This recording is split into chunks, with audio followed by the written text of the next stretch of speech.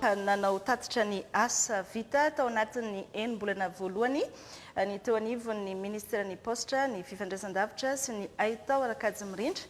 Nanao izany izy ireo mba hirosoana sahady amin'ny fanamariana ny fetim-pirenena Voahirana Espérance sy Stéphane Alphonse.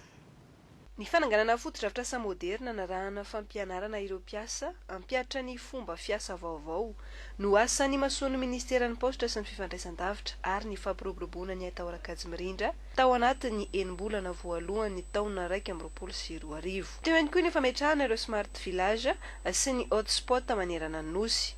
Ao anatin'izao fankalazana ny fiverenan'ny fahaleovantenan'i Madagasikara izao dia nanentana ireo mpiasa ny ministry ny postra Ramahery John Andriamanoisoa fa tokony hamelona ny fitiavan-tandrazana sy ny firaisan-kina ny samy mpiasa mba hisiany ny fampandrosoana. Amafisina ary averina ho an'ny mpiara-miasa ho amin'ny malagasy rehetrarehetra ny fitiavan-tandrazana.